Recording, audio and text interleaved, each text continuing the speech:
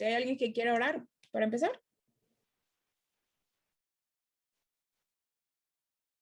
Ay. Yo. Bueno, vas Azul, por favor. Padre Santo, pues te damos gracias, Señor, por este tiempo, Señor, por esta noche que tú nos permites, Padre, estar aquí, Señor.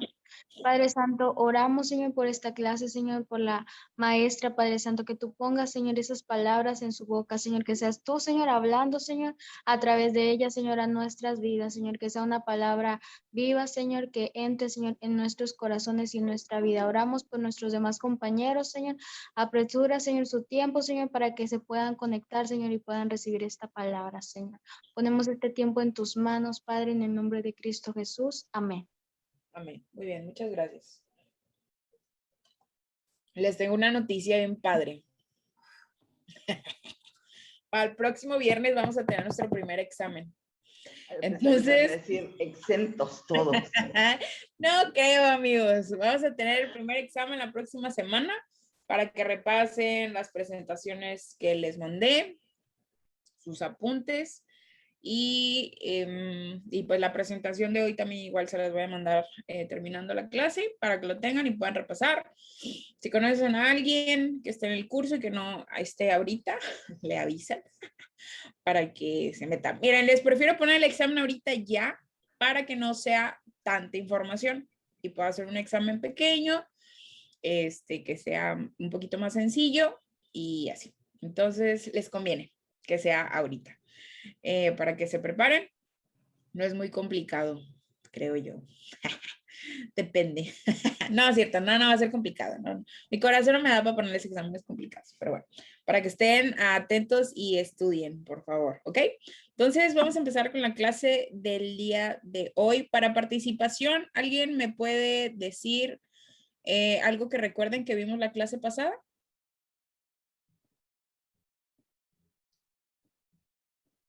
¿Alguien?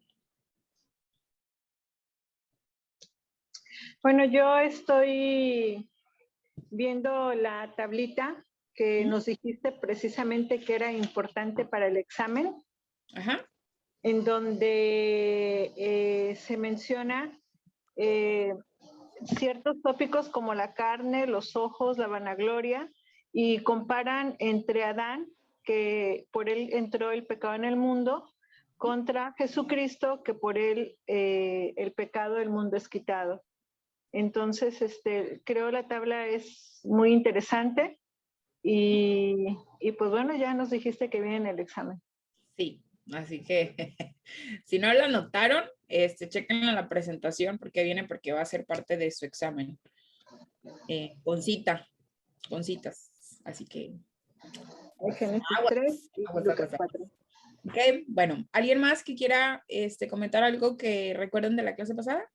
Yo estuve viendo no pude entrar a la clase, pero estuve viendo el que tú mandaste. Ajá. Estaba viendo sobre en el capítulo 2, el nivel de crecimiento espiritual. Ahí recalca mucho los niveles por sí, de que el crecimiento en la fe. Y no sé si se va a venir el examen, pero está muy, muy interesante porque tenemos 3 tipos de etapas y de las que está ahí recalcando el apóstol Juan ahí en esos versos. Okay. Lo recalcó 2 veces, o sea, es algo importante. Sí. Ok, muchas gracias, Fer. Y sí, también van a venir para que la repasen. ¿Sí? Ok, bueno, vamos a empezar. La clase de hoy vamos a ver 2 temas que son muy interesantes. Vamos a ver acerca del anticristo y la comparativa con los cristianos. Esto lo vamos a ver en Primera de Juan del 18 al 27. No sé si alguien me pueda ayudar a leer estos versos para antes de empezar y tener un poquito una idea general de lo que vamos a ver el día de hoy. Yo. Sí, adelante. Primera de Juan 2, 18 al 27. Sí, por favor. Hijitos, ya es el último tiempo, y según vosotros oísteis que el anticristo viene. Así ahora han surgido muchos anticristos. Por esto conocemos que es el último tiempo. salieron de nosotros, pero no eran de nosotros, porque si hubieran sido de nosotros, habrían permanecido con nosotros. Pero salieron para que se manifestase que no todos son de nosotros, pero vosotros tenéis la unción del Santo y conocéis todas las cosas. No os he escrito como si ignoráis la verdad, sino porque la conocéis y porque ninguna mentira procede de la verdad. ¿Quién es el mentiroso sino el que niega que Jesús es el Cristo? Este es anticristo, el que niega al Padre y al Hijo. Todo aquel que niega al Hijo tampoco tiene al Padre. El que confiesa al Hijo tiene también al Padre. El que confiesa al Hijo tiene también al Padre. Lo que habéis oído desde el principio permanezca en vosotros. Si lo que habéis oído desde el principio permanece en vosotros, también vosotros permaneceréis en el Hijo y en el Padre. Y en esto es la promesa, y en esta es la promesa que Él nos hizo, la vida eterna. Os he escrito esto sobre los que os engañan, pero la unción que vosotros recibisteis de Él permanece en vosotros, y no tenéis necesidad de que nadie os engañe, así como la unción misma os enseña todas las cosas, y es verdadera, y no es mentira, según ella os ha enseñado. Permaneced en Él. Ok, muy bien, muchas gracias, Fer. Bueno, vamos a ver la diferencia entre lo que se refiere aquí cuando habla acerca del anticristo y lo que nosotros como cristianos debemos demostrar. Entonces, la última clase, acuérdense que vimos acerca de lo que comentaba Gloria, de los deseos de la carne y cómo debemos de combatir esto. Y debemos de recordar, que fue lo que vimos en la primera clase, cuál era el punto de la carta de Juan. Acuérdense que estaba luchando contra el gnosticismo, que eran estas personas que habían salido de la misma iglesia y ahora estaban enseñando otra doctrina diferente. Entonces, vamos a ver qué es lo que significa anticristo. Entonces, fíjense, el anticristo es lo que va en contra o se quiere poner en lugar de, ¿sí? Dice, el anticristo es todo lo que se opone a Cristo y que te ofrece puntos de vista distorsionados acerca de la naturaleza de Cristo. Y esto lo vamos a ver un poquito más adelante en Primera de Juan 4:3. Aquí mismo en las epístolas, y dice, y todo espíritu que no confiesa que Jesucristo ha venido en carne no es de Dios, y este es el espíritu del anticristo, el cual vosotros habéis oído, que viene y que ahora ya está en el mundo. O sea, todo lo que vaya en contra de Dios, no, o sea, es anticristo, ¿sí? A veces como que lo marcamos como, y sí, es correcto, porque el anticristo va a ser esta persona que se va a levantar en contra de Dios, y ahorita lo vamos a ver, pero todo lo que sea en contra de Cristo es anticristiano o anticristo. Entonces, y esto es algo y es una advertencia que hemos visto desde el principio, ¿sí? Tal como la palabra anticristo, de hecho, este es el primer verso, en el verso 18 de Primera de Juan, capítulo 2, es la primera vez que se menciona la palabra anticristo en el Nuevo Testamento. Sí, pero es una advertencia que está desde el principio, ¿sí? Y el enemigo siempre se ha querido poner al plan de Dios. Lo vemos desde la caída del hombre, en el diluvio, la Torre de Babel. Podemos ver muchos ejemplos de cómo el enemigo ha tratado de truncar los planes de Dios a través de la historia. Entonces, lo que leamos en el verso 18 que leía Fer, empieza diciendo, hijitos, ya es el último tiempo y según vosotros oísteis que el anticristo viene, así ahora ha surgido muchos anticristos, por eso conocemos que es el último tiempo. Y no sé si se acuerden, pero la clase pasada, lo que mencionaba Fer, cuando veíamos los niveles espirituales, vimos dos clases de hijitos. Uno era que hablaba acerca de todos como todos los creyentes en general, y había otro término en griego que era paidia, que hablaba acerca de los hijos que eran pequeños, que necesitaban como ayuda o protección de alguien más. Entonces, cuando leemos en este verso, en la traducción se iría en el paidía, ¿sí? Que son hijitos de esos que necesitan ayuda de alguien más, ¿sí? Y advierte que ya es el último tiempo, ¿verdad? y que el anticristo viene. Dice que ha habido muchos anticristos, muchos profetas, muchas personas se levantaron en contra de Dios, pero no pudieron hacer nada, ¿no? Porque sabemos que la palabra de Dios es viva y permanece. Entonces, vamos a ver ciertos puntos acerca de los anticristos y de su surgimiento a través de todo lo que podemos leer y ver. Y como les comentaba, este verso, en el verso 18, la primera vez que se menciona anticristo en lo que es el Nuevo Testamento, y lo distingue lo que es la hipocresía y las herejías, ¿no? Falsas doctrinas que emiten. Y si recordamos lo que le habíamos visto acerca del gnosticismo, es que ellos decían que las enseñanzas y toda la sabiduría era como algo místico, que solamente personas con un alto nivel intelectual podían conocer las verdades acerca de Dios. Y ahorita vamos a ver que no es así. Otra cosa que ellos decían, si recuerdan, era de que Jesús que Jesús no había muerto en la cruz, y sino que el Espíritu de Dios había dejado a Jesús a muerte, y muchas cosas, muchas herejías que no, pues iban en contra de la fe, ¿no? Entonces, eso es lo que caracteriza a los anticristos, ¿no? A los que se levantan en contra de Dios. Y debemos de tener bien consciente que son una amenaza, ¿sí? Y la amenaza que pueden hacer que muchos caigan en el camino, y eso es algo que vamos a ver ahorita más adelante, que muchos se desvíen y que muchos se confundan. Entonces tenemos que tener mucho cuidado. De hecho, la Biblia dice que se van a levantar y muchos de los que habían creído en el Señor se van a desviar porque van a creer en ellos. Entonces tenemos que tener mucho cuidado y saber que es real, o sea, que hay gente allá afuera que está dentro de las iglesias y que está levantándose aún dentro de la iglesia en contra de Dios. Entonces tenemos que tener mucho cuidado con eso. Y tenemos que entender que el último tiempo comenzó desde la venida de Cristo, ¿sí? Y va a concluir cuando Jesús regrese, ¿ok?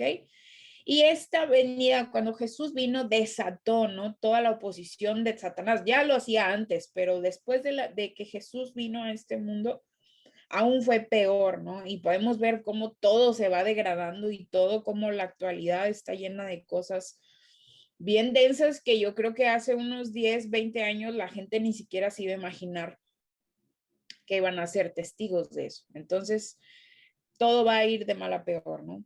Y otra cosa que es como que el concepto de anticristo que todos conocemos y que todos como que sabemos, ¿no? Y es este personaje que se va a levantar. Y en los comentarios del libro donde viene lo que yo les explico, venía este comentario. Dice: el anticristo final será un personaje grandioso e intimidante. Será con una inteligencia superior y habilidades de oratorias. Pues va a poseer como que esta experiencia militar, también en temas de economía, y se va a convertir en un dirigente mundial. Sí, va a ser alguien que va a tener como algo, como una, ¿cómo decirlo? Como una gracia especial, y con sus palabras va a poder envolver a la gente, y es por eso que muchos van a caer y van a perderse. Entonces, por eso tú y yo tenemos que estudiar la palabra y estar bien preparados para que cuando esto venga a nosotros no nos confunda y no nos vayamos a ir como que entre las patas, ¿no? Y podamos de verdad estar firmes en el Señor. Y es ahorita uno de los puntos que vamos a ver más adelante. Este anticristo va a ser la antítesis, o como ¿cómo se le dice? Los superhéroes, tienen un nombre, como su archienemigo, su némesis, gracias, esa es la palabra que está buscando. O sea, el anticristo va a ser el némesis de Dios. Y podemos ir a Zacarías, si alguien puede ayudarme para punto de participación, buscar Zacarías 11, 16 al 17, por favor. Si saben dónde está Zacarías, ¿verdad? Es el último libro, no es cierto, penúltimo. Es el 11, 16 al 17, ¿verdad? Sí. Porque voy a poner sobre el país a un pastor que no se preocupará por las ovejas moribundas, ni buscará a las ovejas pequeñas, ni curará a las ovejas heridas, ni dará de comer a las ovejas sanas, sino que devorará a las más gordas y les arrancará las pezuñas. Ay del pastor inútil que abandona su rebaño, que la espada le hiera el brazo y el puñal le saque el ojo derecho, que del brazo quede tullido y del ojo derecho ciego. O sea, si pudiéramos hacer como una comparación de Zacarías 11 con el Salmo 23, qué diferencia, ¿verdad? O sea, el Salmo 23 habla del buen pastor, ¿no? Él es mi pastor, nada me faltará, en lugares delicados de paz me hará descansar, junto a aguas de reposo, me pastoreará, confortará mi alma, me guiará por sendas de justicia, y todo lo que acaba de leer Mario, no, se la va a comer, o sea, las va a hacer trizas, ni siquiera las va a cuidar, no les va a dar de comer, va a hacer todo eso. Entonces se va a levantar como un buen pastor, pero al final de cuentas va a destrozar. Y eso es lo que hace el enemigo. O sea, el enemigo maneja todo como que de una manera bonita al principio y después se acaba, ¿no? O sea, es todo, ve la realidad y que no puede prometerte ninguna de esas cosas. Entonces tenemos que tener mucho cuidado. Y algo que vamos a ver y que tiene... que vamos a poder como que visualizar en esto es una palabra, yo creo que muchos o alguna vez no sé si la hayan escuchado, que es la palabra apostasía. La apostasía es una caída o el abandono o deserción de algo que tú estabas haciendo. Entonces, teológicamente, se trata del abandono deliberado de una posición anteriormente profesada. Por ejemplo, todas las personas que decían que eran cristianas y ahora van en contra de eso y ahora resulta que son ateas o que son, ¿cómo se llama el término cuando no niegas ni crees que Jesús es cuando son ¿Agnósticos? agnósticos? Gracias. Ajá, que son agnostas, que dicen que ellos no niegan ni afirman que haya un Dios, ¿no? Así que es como de que están en el limbo, ¿no? Son de que, bueno, si hay Dios, pues qué chido, y si no, pues no. Entonces, ¿Son chicos? ajá, agnostas se les conoce. Ah, bueno. Agnósticos, ajá. Eso es ir en contra de algo que tú profesabas. A mí la verdad me causa mucho conflicto porque si tú de verdad conoces a Dios, tú de verdad tienes una relación con Dios, es imposible que vayas en contra. O sea, si tú de verdad has experimentado el amor de Dios y su bondad, es muy complicado, o sea, no puedes, tan sencillo como eso. Entonces, y era lo que veíamos la clase pasada, probablemente esas personas realmente no conocieron de Cristo nunca, simplemente era una apariencia. Por eso tú y yo tenemos que tener mucho cuidado y constantemente estar delante de Dios y decirle, Señor, examina mi corazón, de verdad, o sea, de verdad estoy siguiéndote, de verdad estoy haciendo lo correcto. De verdad estoy teniendo una relación contigo, porque si no podemos caer en esto y que una cosita chiquita te haga dudar de todo lo que tú crees. Una vez me acuerdo que estaba viendo como un debate entre un ateo y una persona cristiana, y el ateo decía que, o sea, él contaba la historia de cómo se había vuelto ateo. Y él decía que una vez estaba, que fue a las cataratas del Niágara y que estaba muy impresionado de toda la magnitud y toda la fuerza que implicaban, ¿no? Las cataratas. Y que estaba, o sea, él decía, wow, o sea, ¿cómo Dios pudo crear esto? Y que la novia estaba al lado y le decía, ¿sabes que esto es obra del hombre? O sea, que las cataratas del Niágara no es como una formación natural, sino que es como no sé, como una presa, o sea, no es un lago que se formó natural, sino que es algo hecho por el hombre, y que de ahí él se volvió ateo. Y yo fue como de, ¿qué? O sea, un argumento así de chiquito hizo cambiar todo lo que él creía. Entonces tú y yo tenemos que tener mucho cuidado, porque a veces podemos caer en eso, podemos caer, o sea, a veces hay gente que sufre pérdidas muy grandes y que esa pérdida hace que se replanteen todo lo que conocen de Dios. ¿Sí? Tú les dices, no, es que, o sea, bueno, Dios es bueno, ¿no? Dios sabe por qué. No, pero ¿por qué? Y se empiezan a enojar y no, sabes que ya no hay Dios. No puedo creer que haya un Dios que me haga sufrir tanto. y se pierden. Entonces, tenemos que tener mucho cuidado y pedirle a Dios que nos permita estar firmes en él todo el tiempo. David siempre oraba, Señor, examina mi corazón. Porque David sabía que él era humano y que podía flaquear y que podía perderse, ¿no? Cuando el hijo que iba a tener con la mujer con la que se acostó, que Dios le dijo, ¿sabes qué? O sea, no va a pasar. Y que él oraba y estaba rendido delante de Dios y que no comía y estaba vestido de silicio y que cuando muere el bebé, las gentes que están alrededor de él ni siquiera le querían decir, porque decían, uy, si así estaba cuando el bebé estaba mal, ahorita que le digamos que se murió, se va a acabar, o sea, David se va a morir.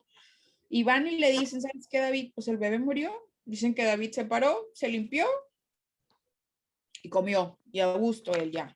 Y le decían, pero oye, ¿cómo? Y él dijo, pues bueno, o sea, mientras el bebé estaba vivo, yo estaba pidiéndole a Dios que lo salvara. Ya no, ya. O sea, yo no puedo hacer nada. Pero él siguió firme en Dios. O sea, él sabía que aunque ese bebé ya no estuviera, Dios era Dios. ¿Sí? Entonces, eso es algo que tú y yo tenemos que aprender. Aunque Dios no nos dé como una vida color de rosa, Dios es bueno y Dios es fiel. Entonces, tengamos mucho cuidado con eso, ¿ok? Entonces, regresando al tema de que estábamos viendo de la apostasía y del anticristo y de todo lo que se va a levantar, tenemos que saber que conforme vaya pasando más el tiempo, va a haber muchos creyentes que van a desertar, por así decirlo. Van a alejarse del camino de la verdad. Y si alguien me puede ayudar a leer 1 Timoteo 4. Yo la tengo. Sí, gracias, Gina, por favor. Dice 1 Timoteo 4, es del 1 al 3, dice, pero el Espíritu dice claramente que en los últimos tiempos algunos apostatarán de la fe, prestando atención a espíritus engañadores y a doctrinas de demonios, mediante la hipocresía de mentirosos que tienen cauterizada la conciencia, prohibiendo casarse y mandando abstenerse de alimentos que Dios ha creado para que con acción de gracias participen de ellos los que creen y que han conocido la verdad. Ahí está. Más súper claro, ¿no? O sea, va a haber gente que se va a apartar y hay gente que se va a levantar y va a empezar a prohibir cosas y a agregarle cosas que nada que ver. Y se van a perder, ¿sí? Entonces tenemos que tener mucho cuidado. Y lo que leíamos en la diapositiva pasada de este personaje que se va a levantar y va ¿cómo decirlo? Va a desafiar abiertamente todo lo que es Dios. O sea, si ustedes pueden estudiar Apocalipsis, van a ver eso, ¿no? O sea, va a hacer milagros y la gente va a creer que es el Mesías y no va a ser así. Entonces, tenemos que tener mucho cuidado. Si en Mateo 24 leemos eso, que se va a levantar y hay gente que se va a perder. Entonces, hay que ponernos bien. Vamos a seguir, vamos a ver características del anticristo y vamos a leer los versos. Por eso quería que Fer leyera primero, bueno, que alguien leyera primero todos los versículos para que pudieran tener como un hilo, pero si se dan cuenta, hablan un poquito del anticristo y luego de los cristianos. Entonces vamos a ver todos los versos que hablan acerca del anticristo, que es el 19, el 22, 23 y el verso 26 del capítulo 2. Y empieza diciendo en el verso 19, dice, salieron de nosotros, pero no eran de nosotros, porque si hubiesen sido de nosotros, habrían permanecido con nosotros, pero salieron para que se manifestara que no todos son de nosotros. Y no sé si se acuerdan, pero era lo que habíamos visto en las clases pasadas, cuando hablaban de que si decimos que somos de la luz, pero no estamos en la luz, pues no somos. Y hablábamos de permanecer, que era estar ahí.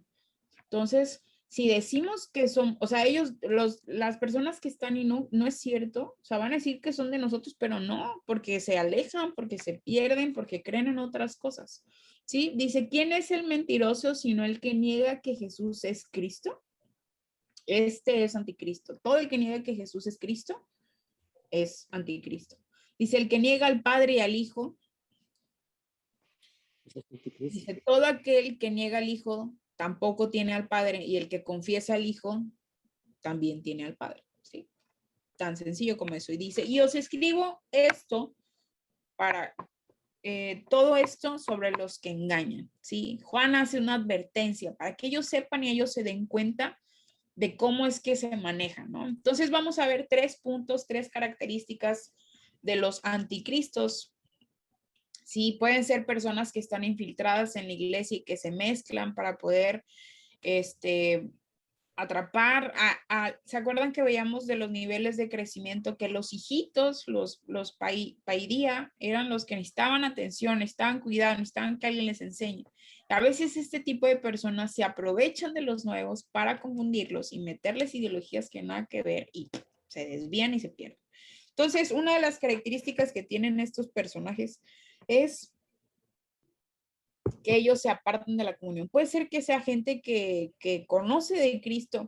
Y es eso, fíjense, yo no me podría levantar en contra del Islam porque la verdad conozco muy poco. O sea, sé que adoran a Alá, pero no sé como todo su canon, todo lo que, o sea, no sé.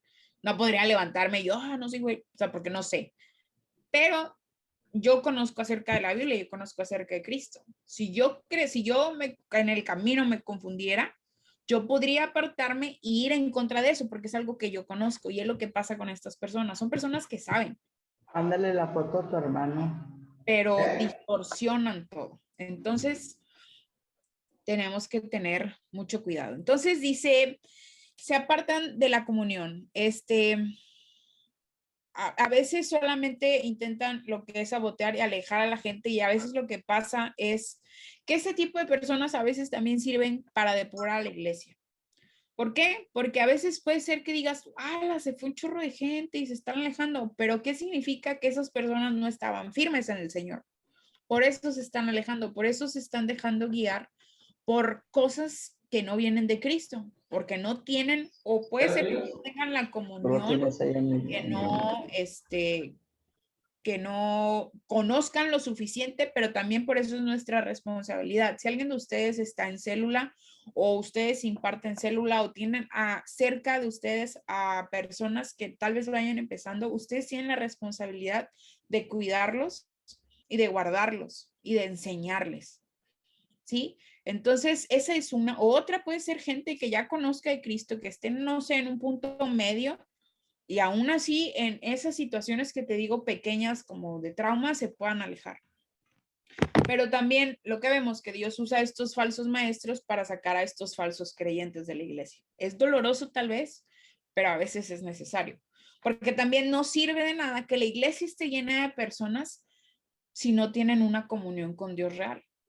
Porque no se trata de número, lo que veíamos la clase pasada, no se trata de cantidades, sino de calidad. Dios no necesita muchos. Si lo vemos a lo largo de la historia, Dios no estaba ejércitos enteros. Leíamos de Gedeón, con 300 pelados fue a la guerra y ganó. ¿Por qué? Porque el poder es de Dios. Dios necesita muchos. Dios necesita uno que crea y uno que sea obediente y uno que esté firme. Y con eso. Entonces, tenemos que estar firmes, ¿no? Y una característica de los hijos de Dios es que ellos permanecen hasta el final. Ok, otra característica de los anticristos es que ellos niegan la fe. Es lo que leíamos en el verso, ahorita en el que leímos, que en el verso 22, que dice, ¿quién es el mentiroso sino el que niega a Jesús? El que niega que Jesús es el Cristo. Ellos van a negar la fe, ¿sí? Y nuestra salvación verdadera requiere que tú y yo aceptemos que Jesús es el ungido de Dios. Eso es nuestro, o sea, eso es lo que profesamos nosotros como cristianos y lo que nos da la salvación, que podamos creer que Jesús es el Hijo de Dios que vino a la tierra, murió y resucitó y nos da salvación. Entonces, si nosotros negamos esto, estamos perdidos. Entonces, tenemos que tener bien concreto qué es lo que creemos y defenderlo. Eso también ya lo habíamos visto en la clase pasada. Tiene mucho que ver, o sea, como es un hilo, todo va enlazándose, ¿no? Y por último dice que trata de confundir a los fieles, que era lo que yo les decía. A veces tratan y jalan a algunas personas que vayan empezando en la palabra y como los hacen dudar, a veces logran que esta inseguridad o esta falta de confianza acerca de la palabra de Dios los desvíe. Y eso es algo que vamos a ver ahorita en el siguiente tema que vamos a ver, que habla de la seguridad que nos da, o sea, que esta esperanza que tenemos en Cristo, y Dios nos da seguridad en cosas para que nosotros no dudemos. Por eso ahorita lo vamos a ver, pero este tipo de personas tratan de hacer dudar y de hacernos creer que la palabra de Dios no es real y que no es verdad y que todo lo que estamos aprendiendo tal vez no es. Y tú y yo sabemos que sí, que la palabra de Dios es real y es viva y se cumple, ¿sí? Entonces, tenemos que cuidar nuestro andar y las cosas que escuchamos y que permitimos que entren a nuestra cabeza.